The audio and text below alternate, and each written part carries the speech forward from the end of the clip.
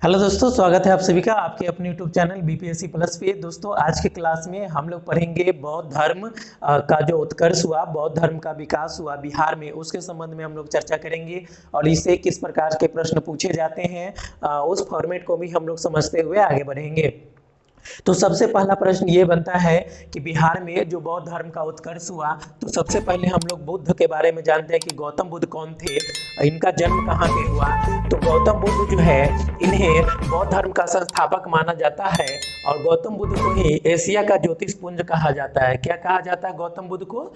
तो एशिया का ज्योतिषपुंज कहा जाता है, यानी लाइट ऑफ एशिया कहा जाता है। क्या कहा जाता है? तो लाइट ऑफ एशिया कहा जाता है, यानी एशिया का ज्योतिषपुंज कहा जाता है। गौतम बुद्ध के जन्म की बात करें तो गौतम बुद्ध का जन्म कपिल वस्तु के निकट लुम्बिनी नामक स्थान पे हुआ था। वर्तमान में ये नेपाल में पड़ता है। यहाँ पर हाल ही में नरेंद्र मोदी जी का विजिट हुआ था। तो इनका जन्म का तिथि याद रखिएगा कि 563 ईसा पूर्व में लुम्बिनी में इनका जन्म हुआ था। यानी कि गौतम बुद्ध के बचपन का नाम भी आपको याद रखना है। एक प्रश्न यहाँ से बनता है, गौतम बुद्ध के बचपन का नाम क्या था? तो गौतम बुद्ध के बचपन का नाम सिद्धार्थ था। इनके पिता कौन थे? इनके पिता का नाम सुद्रोधन था। इनके पिता का नाम सुद्रोधन था, जो साक्यगण के प्रधान थे। कहाँ के प्रधान थे? तो साक्यगण के प्रधान थे, ये याद रखिएगा। इनके माता के बारे में बात करें तो इनके माता का नाम महामाया या माया देवी था, जो कि कोलिय गणराज की कन्या थी। ये कौन थी? कोलिय गणराज की कन्या थी। और गौतम बुद्ध के जन्म के 7वें दिन, यानी जब गौतम बुद्ध का जन्म हुआ तो गौतम बुद्ध के जन्म के 7वें दिन ही इनकी महामाया की मृत्यु हो जाती है। इसीलिए इनकी जो मौसी है, गौतम बुद्ध की मौसी है, जिनका नाम प्रजापति गौतमी है, प्रजापति गौतमी ने गौतम बुद्ध का लालन पालन किया। तो कई बार क्या होता है कि ऑप्शन में गौतम बुद्ध के माता का नाम प्रजापति गौतमी ही दे दिया जाता है, तो ये भी आपका सही होगा। अब गौतम बुद्ध जो थे, गौतम बुद्ध का विवाह की बात करते हैं तो गौतम बुद्ध का विवाह जो है आपको 16 वर्ष की अवस्था में, यानी 16 वर्ष की आयु में इनका विवाह जो है यशोधरा से हो गया। किससे हो गया? यशोधरा से हो गया। और इनका एक पुत्र हुआ जिसका नाम राहुल है। यानी गौतम बुद्ध का पुत्र का नाम क्या है? तो राहुल है। और उसके बाद जो है, अगर हम बात करें इनके जो बचपन के नाम सिद्धार्थ है, तो सिद्धार्थ ने क्या किया कि 29 वर्ष की आयु में, जब इनका 29 वर्ष की आयु हुआ तो इन्होंने क्या कर दिया? गृह त्याग कर दिया। और जो गृह त्याग किया गया, इसको क्या कहा जाता है? बौद्ध धर्म में इसे महाभी निष्क्रमण कहा जाता है। क्या कहा जाता है बौद्ध धर्म में? तो बौद्ध धर्म में इसे महाभी निष्क्रमण कहा जाता है।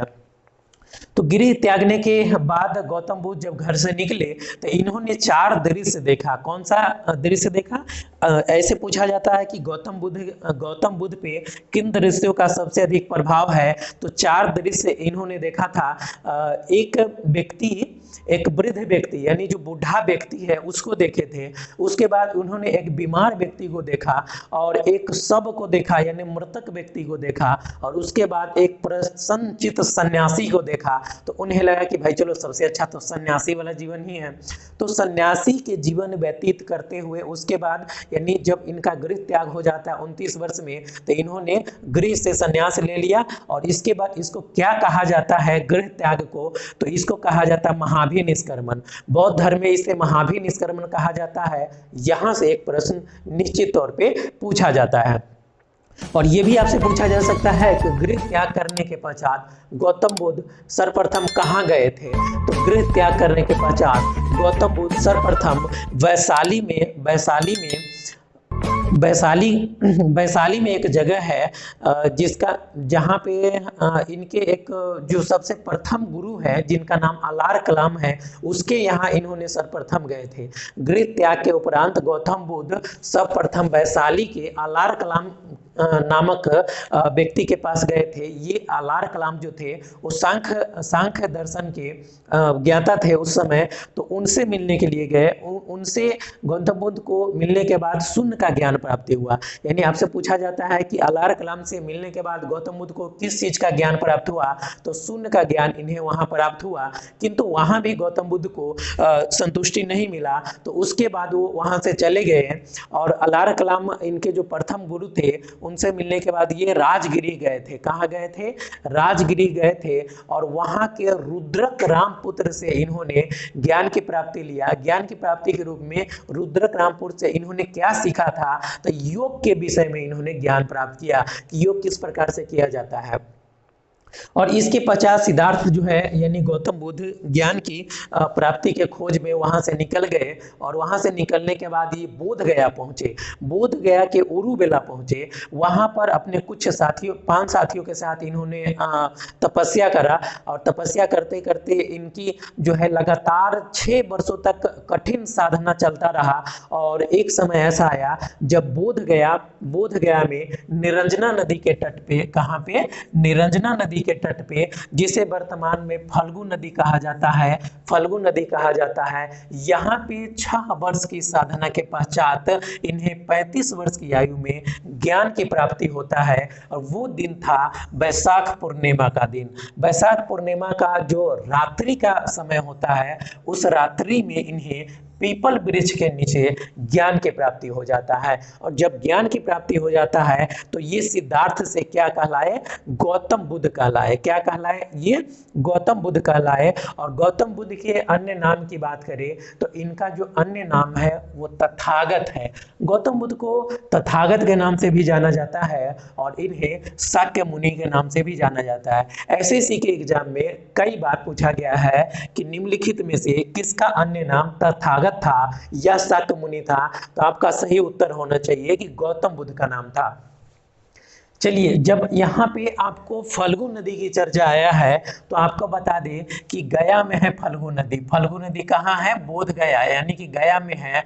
और इस यहीं पे हाल ही में रबर डैम बनाया गया है। ये भारत का सबसे बड़ा रबर डैम है जो किस नदी पर बनाया गया है? तो बिहार के गया जिला में फल्गु नदी पर बनाया गया है।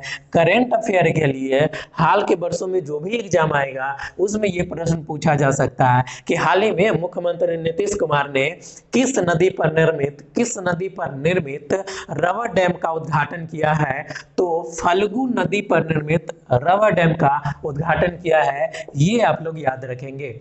चलिए, अब हम आगे बढ़ते हैं और हम लोग सारनाथ के संबंध में देखते हैं कि सारनाथ का गौतम बुद्ध के जीवन में क्या महत्व था और आगे इसी किस प्रकार के प्रश्न पूछे जाते हैं। तो सारनाथ के संबंध में देखिए, सबसे पहला बात यह है कि सारनाथ आपका उत्तर प्रदेश में है। कहाँ है? उत्तर प्रदेश में है सारनाथ। और सारनाथ का जो ऋषिपत्तनम है यहीं पर गौतम बुद्ध ने सर्वप्रथम उपदेश दिया था। यानी आपसे पूछा जाता है कि निम्नलिखित में से किस स्थान पर सर्वप्रथम गौतम बुद्ध ने उपदेश दिया था या प्रवचन दिया था? तो गौतम बुद्ध ने सर्वप्रथम जो प्रवचन दिया था वो सारनाथ में दिया था, या ऑप्शन में ऋषिपत्तनम भी आ सकता है। और गौतम बुद्ध के द्वारा जो उपदेश दिया गया, प्रथम उपदेश या प्रवचन दिया गया, जिसे हम क्या कहते हैं? तो इसे हम क्या कहते हैं?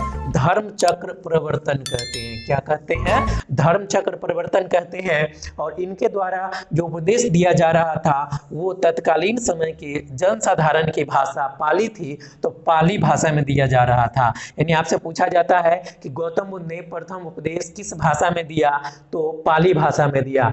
तो पहला उपदेश कहाँ दिया? सारनाथ में दिया। किंतु अगर प्रश्न पूछा जाता है कि गौतम बुद्ध ने सर्वाधिक उपदेश कहाँ दिया था? तो इसका सही उत्तर हो जाएगा कि गौतम बुद्ध ने सर्वाधिक उपदेश श्रावस्ती में दिया था। श्रावस्ती कौशल की राजधानी थी। श्रावस्ती क्या है? ये कौशल की राजधानी है। और ये जो सारनाथ है, सारनाथ के गूलगंध कुटी बिहार में इन्होंने यानी गौतम बुद्ध ने प्रथम वर्षा काल व्यतीत किया। प्रथम वर्षा काल कहाँ पे व्यतीत किया इन्होंने? तो सारनाथ के ही गूलगंध कुटी बिहार में प्रथम वर्षा काल व्यतीत किया। प्रथम वर्षा काल के बाद ये यहाँ से चले गए और ये पहुँच गए कहाँ? तो ये आपको जो है राजगिरी पहुँच गए। राजगिरी पहुंच गए। यहाँ पर राजगिरी में राजगृह में ये जो उस समय के राजा थे, गौतम बुद्ध के मित्र भी थे, उनका नाम था बिंबिसार। ये मगध के राजा है, तत्कालीन राजा बिंबिसार ने गौतम बुद्ध को रहने के लिए एक बेनुवन महाविहार का निर्माण कराया। यानी आपसे पूछा जाता है निम्नलिखित में से किस शासक ने गौतम बुद्ध को रहने के लिए बेनुवन नामक महाविहार का स्थापना करवाया था, निर्माण करवाया था? तो आपका सही उत्तर हो जाएगा बिंबिसार। ये मगध के उस समय राजा थे। पश्चात पांचवा वर्षा काल कहाँ पे व्यतीत किए? तो वैशाली में व्यतीत किए। और वैशाली के संबंध में देखिए क्या क्या प्रश्न पूछा जा सकता है। पूछा जा सकता है कि वैशाली में लिच्छवियों ने महावन में कुटाग्रशाला का निर्माण करवाया था गौतम बुद्ध के रहने के लिए। और इसी वैशाली में आप देखेंगे कि जो इनके शिष्या है आम्रपाली शिष्य बनी, तो यहाँ शिष्या बनी आम्रपाली, ये वैशाली की नगर वधु या राज नर्तकी थी। इसके बारे में कहा जाता है आम्रपाली के बारे में कि राजा बिंबिसार, राजा अजातशत्रु और बिंबिसार दोनों, देखिए बिंबिसार और अजातशत्रु से इनका संबंध, कथित संबंध बताया जाता है आम्रपाली के बारे में।